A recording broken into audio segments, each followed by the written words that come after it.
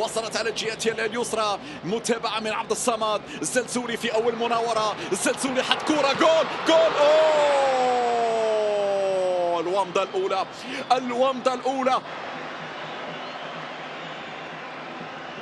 لاحظوا بأنه في تغيير مواقع بعض اللاعبين كأشرف حكيمي. اليوم الزلزولي يلعب على الجهة اليسرى، انسان الزلزولي، هي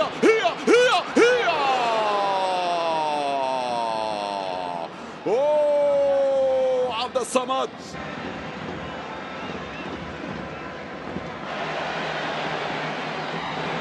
كرة،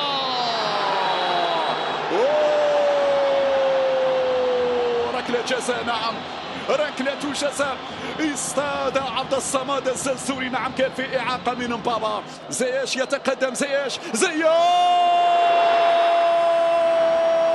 والهدف الأول. زياش بطريقة استعراضية على طريقة الشهيرة بانينكا، في الكثير من الثقة.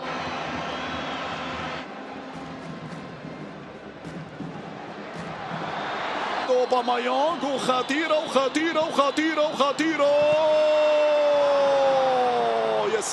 ياسين والمدافع بعد ذلك، والحكم ماذا يقول؟ ضربة جزاء أخرى يعلن عنها الحكم الموريتاني.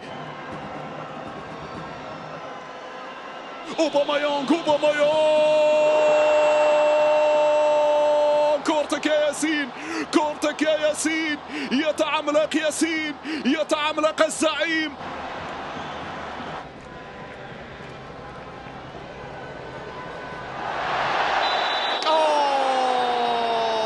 ركلة جزاء، ركلة جزاء إنسانية، ركلة جزاء إنسانية للمنتخب المغربي.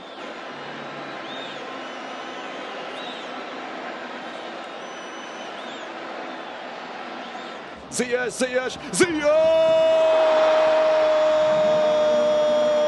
والثاني. زياش على أقصى يسار حارسي المرمى. بوانغا، كرة في المنتصف. بابيكا يلعبها لأوباميانغ. أوباميانغ لا يمر.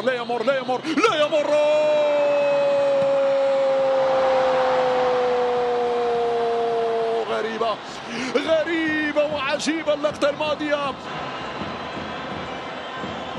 بونو الذي يحافظ على نظافة الشباك، رائع. ياسين، هذه كرة تلعب بسرعة. وركلة جزاء أخرى للمنتخب الغابوني. يبدو بأنها ليلة ركلات الجزاء بامتياز. يلا، كورتك ياسين. أوه، سجلها. هذه المرة يسجل بيير أوباميانغ هدفان مقابل هدف واحد. أمامي الكرة، تغطية بعد ذلك عن طريق نصير المزراوي. صعبة هذه الكرة يا عبقار. هذه صعبة.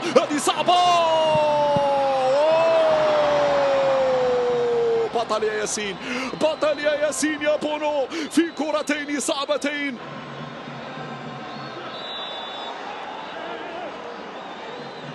إشارة تأتي من بيدا. هنا حكيمي. زياش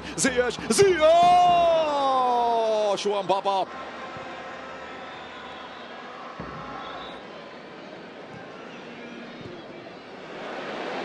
الزلزولي، استلمها الزلزولي، يراوغ عبد الصمد.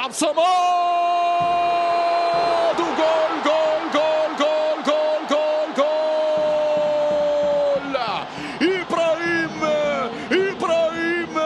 إبراهيم دياس الثالث للنخبة المغربية. هكذا المتابعة من نجم ريال مدريد إبراهيم دياس يوقع على الجول. بابيكا رقم 10. بابيكا يهيئ، لا زالت صعبة هذه الكرة. بابيكا. ياسين مرة أخرى.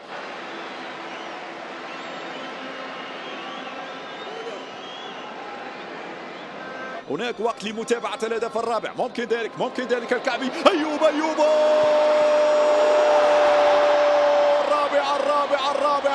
الرابع يا أيوب. كعبك عالي يا أيوب يا كعبي، كعبك عالي يا كعبي. هنا أثبت نعم بأنه هداف من الطراز الرفيع، هداف من الطراز العالي.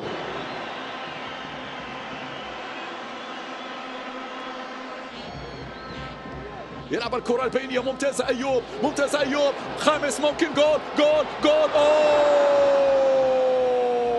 ضاع الخامس.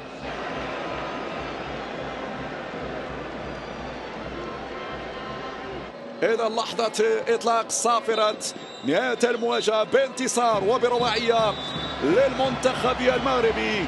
الرباعية من إمضاء زياش في مناسبتين من ركلتي الجزاء.